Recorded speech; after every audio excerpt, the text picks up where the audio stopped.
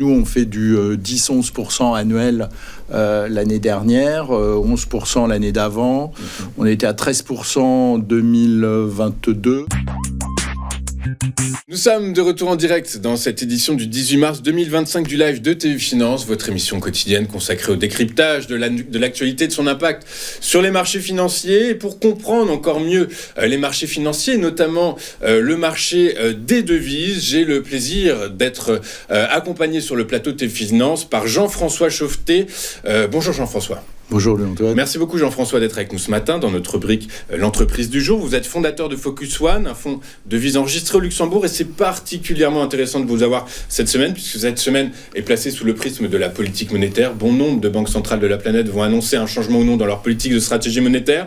Mais avant de parler de tout ça, d'aborder ces sujets, Jean-François, vous êtes venu pour nous présenter les performances de Focus One. Focus One, en quelques mots, qu'est-ce que c'est ?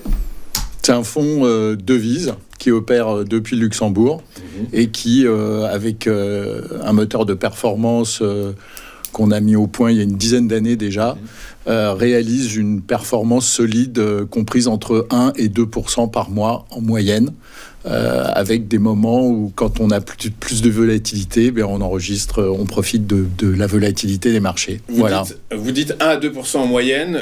En 2024, vous avez dégagé combien de pourcentage de rendement, et par rapport aux principaux indices, CAC 40, DAX, ça se situe comment ? Ça se situe où ? C'est assez différent puisque nous on fait du 10-11% annuel l'année dernière, 11% l'année d'avant.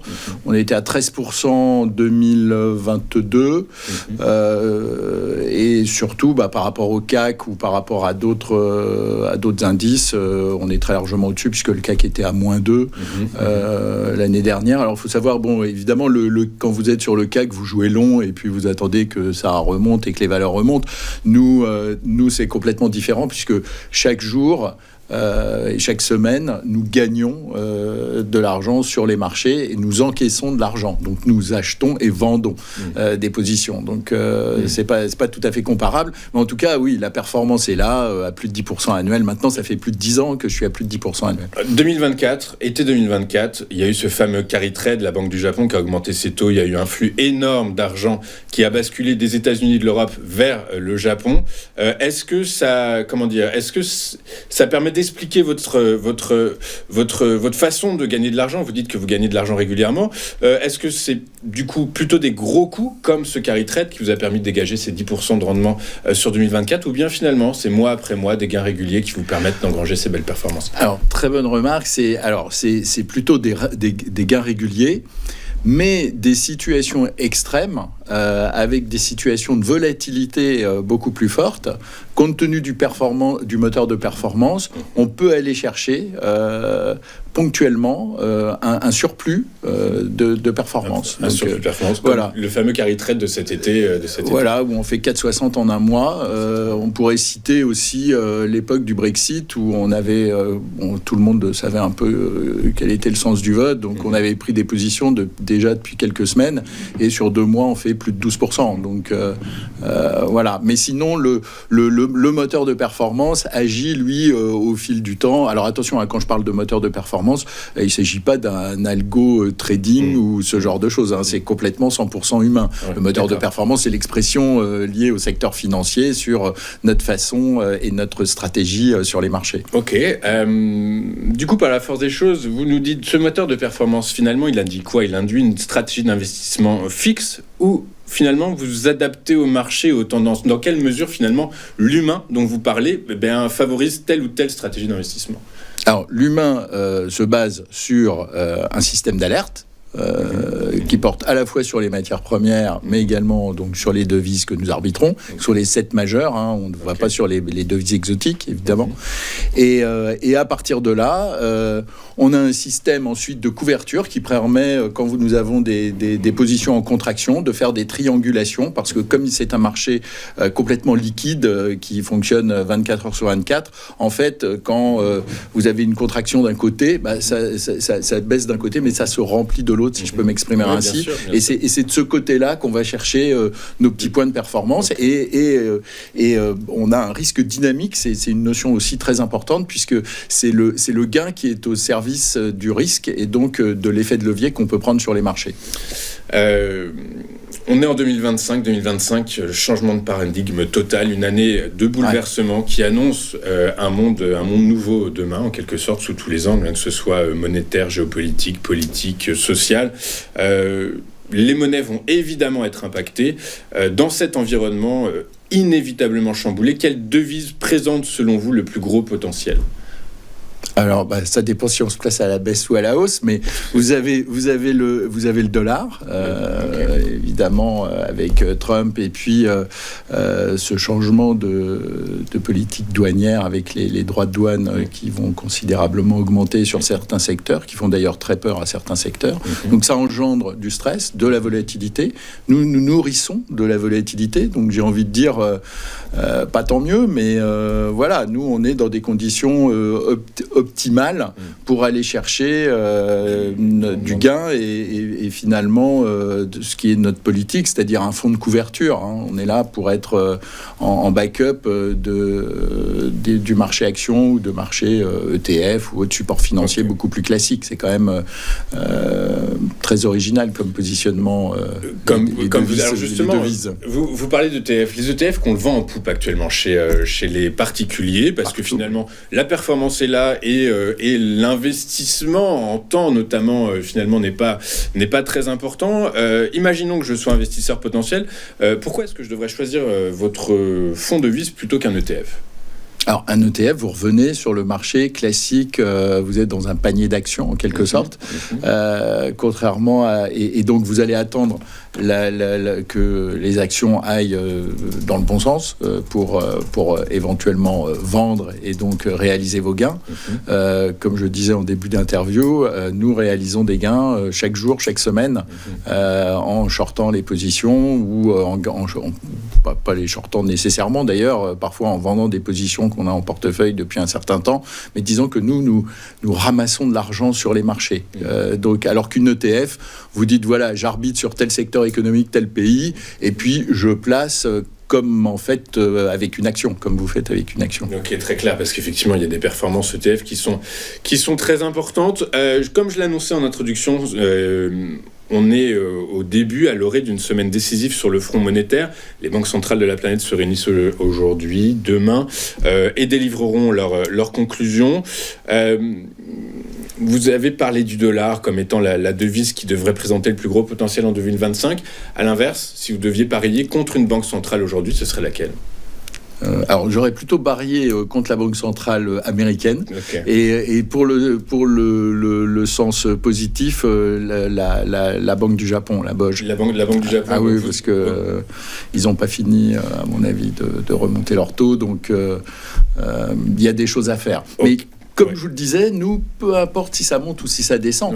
C'est compensé de toute façon, voilà, c'est un vase communicant. Exactement. Donc on va aller chercher de la performance là où il y a la volatilité. Donc, et la volatilité, vous nous dites qu'a priori, elle sera nourrie en 2025 par ces tarifs douaniers. Donc vous avez déjà modélisé plus ou moins une performance que vous souhaitez atteindre sur 2025 ? Toujours. Alors nous, notre fidélité depuis 10 ans, c'est 10% par an, 10% net investisseur. Après, on a eu des années exceptionnelles comme l'invasion de l'Ukraine, très forte volatilité sur les matières premières. Cette année-là, on doit sortir un 14,5 net investisseur. L'année du Brexit a été extraordinaire pour nous. Voilà, on se nourrit. On sort aussi, 2022, 13,48, je vois sur le tableau. 2023, il y a eu l'effet Covid, où on sort du 10,73. Au moment du Covid, sur les 3 mois où la bourse est fortement impactée avant qu'elle ne reparte, quand c'est le premier confinement, on réalise 6,5% en 3 mois. Ouais, donc ce sont de très belles performances. Voilà, quand les marchés vont pas bien, en tout cas quand il y a beaucoup de volatilité ou des chocs géopolitiques, on se nourrit de ça. On est vraiment un fonds de couverture pour ça. Un fonds de couverture, la volatilité qui repart en ce moment actuellement. Le premier trimestre 2025, vous avez déjà un premier chiffre à nous donner ? On sera, ce mois-ci, le carry de l'or a été modifié, impacte notre performance en ce moment, puisque on solde des positions qu'on avait longues sur l'or, et comme le coût du maintien de la devise en portefeuille est assez élevé, on est obligé de lâcher des performances. Donc ce mois-ci, on doit tourner autour de 1, et le mois dernier, on était à 1,20. Mais concrètement, pour illustrer mon propos par rapport à la volatilité des marchés, si on n'avait pas dû lâcher ses positions sur l'or, on serait à, je crois en janvier, on était bien sur du 1,70 ou 1,80. Quasiment 2, donc ça fait plus de 20% de rendement estimé sur 2025. Sont de belles performances. Jean-François, concrètement, pour les personnes qui nous regardent et qui seraient intéressées par toutes ces performances que vous nous avez présentées, comment est-ce qu'elles peuvent investir dans votre fonds ? Tout simplement en souscrivant des parts dans Focus 1, qui est régulé et enregistré à Luxembourg. Il faut savoir que c'est réservé aux investisseurs avertis. Donc à partir de 125 000 euros et sans limite, horizon de placement 12 mois, pas de frais d'entrée, uniquement commission à la performance. Capital donc garanti. Quelque chose de très simple, absolument pas. Absolument pas. Donc c'est très très risqué. C'est tout à fait risqué. On est bien d'accord. Parfaitement averti et professionnel. Et professionnel. J'ai donc, en introduction, j'ai bien rappelé que c'était un fonds de devise enregistré au Luxembourg. Pourquoi avoir choisi le Luxembourg ? Alors le Luxembourg, c'est le hub financier européen par excellence, qui permet d'abord de structurer des FIA, fonds d'investissement alternatifs. Et deuxième point, donc un environnement stable, juridique, qui ne bouge pas. La règle est fixée depuis maintenant 12 ans pour ce type de fonds, et ça n'a jamais été modifié. Et un environnement donc non seulement juridique stable, mais également un environnement fiscal très stable, et pas d'impôt sur les intérêts composés qu'on réalise avec Focus. Donc vos 10% capitalisent en quelque sorte net. Tant que vous ne prenez pas vos gains. Donc pour ceux qui veulent constituer un petit capital retraite ou ce genre de choses, ça va très vite. On a des gens qui sont là depuis 5 ans, ils sont absolument époustouflés par la performance, ils sont plus à plus de 200 000 après avoir mis 125. C'est quasiment du 100%. Quasiment du 100%, c'est effectivement... En 6 ans... on le voit un petit tableau à l'antenne. Vous parlez de personnes qui capitalisent pour leur retraite. Quels sont les profils, quel est le profil type ou les profils types des actionnaires Focus One? Très bonne question. Alors, beaucoup de gens qui sortent de l'immobilier, de l'immobilier français, et qui replacent chez nous parce que, évidemment, c'est très souple et vous n'avez rien à faire. En fait, vous vous contentez d'avoir votre performance. Donc, c'est vraiment...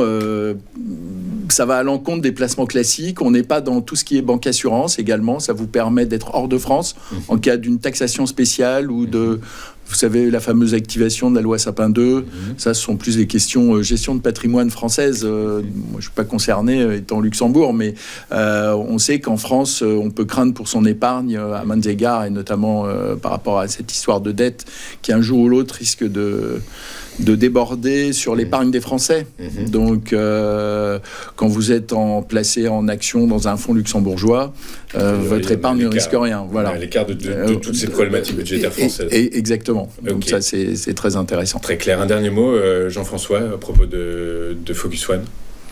Écoutez, venez nombreux, ça se passe bien. Oui, un point très intéressant que les investisseurs apprécient beaucoup, c'est qu'en fait, j'ai créé Focus pour y placer d'abord mon propre argent. Et c'est lorsque les gens ont vu, parce que mon activité première, c'est l'accompagnement retraite, tout ce qui est bilan retraite, formalité administrative, je fais ça depuis 30 ans à Paris. Et lorsque les gens voyaient la performance, ils m'ont dit, pourquoi est-ce que nous, on ne pourrait pas mettre un peu d'argent, et c'est pour ça que j'ai créé Focus. Donc moi, si vous voulez, j'y ai mon propre argent, et je l'ai fait pour mon argent avant d'en faire un produit financier que je distribue aux gens. Donc ça aussi, c'est plutôt rassurant. En tout cas, plutôt rassurant. Merci beaucoup, Jean-François. Merci. Jean-François Chauveté, vous êtes fondateur de Focus One, un fonds de devise, comme vous l'avez compris, enregistré au Luxembourg. Je vous souhaite une excellente journée. Nous, on continue le fil de notre émission. À tout de suite sur Téléfinance.